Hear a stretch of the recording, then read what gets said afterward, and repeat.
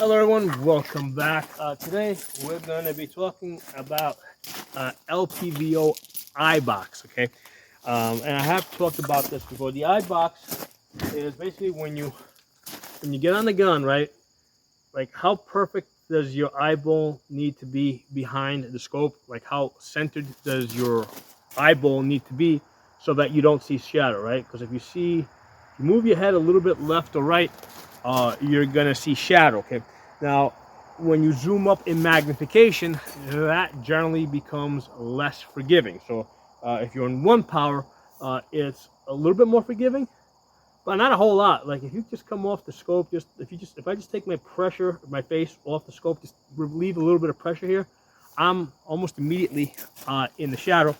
And people might say, well, that's just on the cheap LPVOs. Well, this is the Primary Arms PLX 1 to 8. This is a $1,500 LPVO. Okay, so even with these expensive ones, if you take just a little bit of pressure off the stock with your face here, so you move out of position, yeah, you're going to be in the shadow. Now, if you go up in magnification, right, that's a lot less forgiving. Okay, the reason why I'm doing this video is because I have not used an LPVO in probably at least a month, right? I've just been doing other things, working with red dots and pistols, etc. So I haven't been on an LPVO in about a month, and today I wanted to test out this ammunition here from 223 from Bitterroot Valley. Separate video on that. So I said, okay, let me pull out. I actually pulled out this scope here. This is a 223 Wild 18-inch barrel. So again, I haven't been on an LPVO in about a month, and I got on this, and I'm like, wait, whoa, what's with this shadow here, you know? So the point I wanted to bring out here really is that if your primary gun, right, if your primary go-to gun is an LPVO, right, it's probably even more critical that you practice regularly with it, right? And I mean by that, like, because I guess going to the range once a month is not going to do it, right? Because like I said, it's been a month since I've been on this gun. You're going to probably need to pick it up a couple times a week, even if it's in your home, and maybe just practice clearing rooms, right? Nobody's in the house, the gun's empty. To just familiarize yourself with and practice where your face needs to be on that gun, and to be able to anchor, anchor your face in the right position, right? Because right now, yeah, I'm coming up on it. I got it every time, but like I said, today when I picked up this gun for the first time after not having touched an LPVO for about a month, I mean, I was seeing shadow. I'm like, whoa, you know. So it took it didn't take long, but it did take a little bit of getting used to. Again, other thing I noticed, the last time I was shooting this, I was shooting at 200 yards.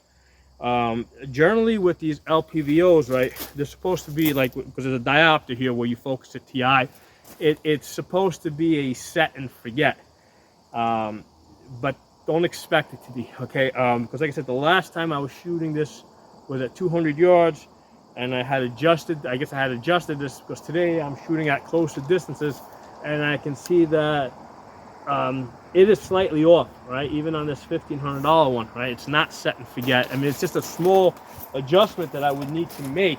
Now, if I was going to shoot CQB like right here, yeah, you know, that it being a little out of focus is no big deal, okay?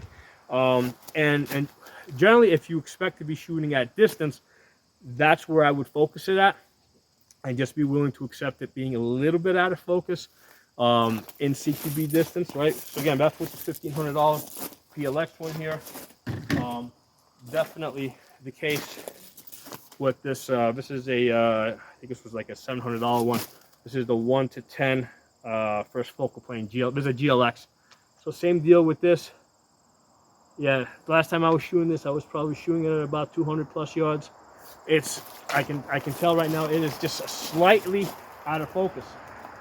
Not a whole lot, but just, you know, I mean, I could make out somebody's face, I'd be able to identify somebody in CQB distance, but it's just slightly out of focus, right? Doesn't mean a whole lot, but you know, it's not a world of difference, but it's there. So again, this is something that I'm observing, or you know, after not having been on an LPVO for about a month, because when I'm you know, using these on a more frequent basis, I kind of get used to these things. You know, like I might be adjusting the diopter without even thinking about it, you know, as I'm changing different distances. So when I guess when I was using these things on a day-to-day basis, yeah, I was good with it, but there was also things that were happening that were like kind of like on autopilot, or I was like kind of self-adjusting.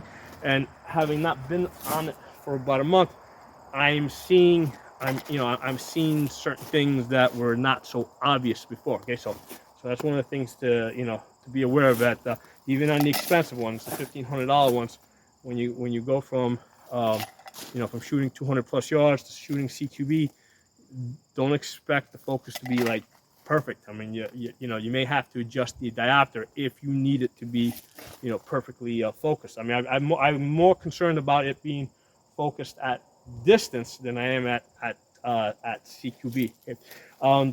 Other thing I noticed as far as the Eyebox, right?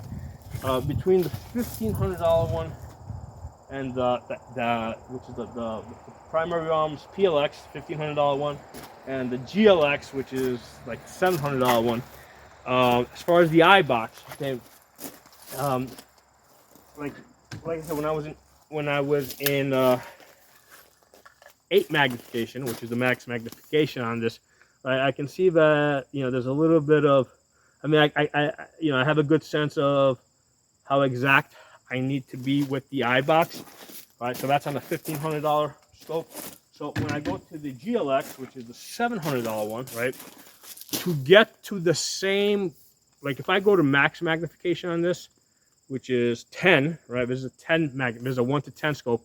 Okay, this is like way less forgiving. So if I go to 8, okay, when I go to 8, the Eyebox on this at 8, right, is not as forgiving as the Eyebox on the PLX scope. Okay, so there's, even when both of these scopes are in 8 power, the PLX, the $1,500 one, is a lot more forgiving than the $700 one. So that's kind of what you know. That's the difference that extra $700 makes, $800 makes. In order for this Eyebox to equal the Eyebox on the PLX, I had to go down to like 4 magnification. Okay, so in 4 magnification, right, on this GLX scope, okay, I mean, if I'm on it now, I can get on it pretty quickly. Okay, I can see how much pressure I gotta take, you know, how much pressure I have to relieve of my face on the stock before I get into the shadow. Okay, so that's in 4 magnification. So with this one in 8 magnification, it's kind of like almost the same thing. So the Eyebox, you know, so for the extra money that you're paying on this $1,500 PLX scope, you know, you get, I guess, twice the Eyebox relief, right? Because I gotta go down to 4 magnification on the GLX to get the same Eyebox forgiveness that I get on the 8X with the PLX scope. So I hope that was clear. Okay, I know it's, you know, I guess this is a way that's not, you know, I'm trying to go into an area here where I'm trying to really like explain the Eyebox, and that's not something that people normally talk about. People will normally say, yeah, it has good Eyebox, not so good Eyebox, you know. So I'm trying to give you guys a way of measuring it, right? As you go from, you know, take the best scope, top of the line, try to get a sense of how forgiving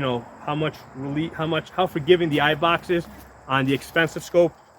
Then go to a cheaper scope and see, like, okay, you know, fine, you're not going to have the same Eyebox in max magnification, So you now start going down to lower magnification and see at what point the Eyebox sort of equals what you get on the expensive scope. So anyway, let me know what you guys think. Drop some comments. Talk to you all soon.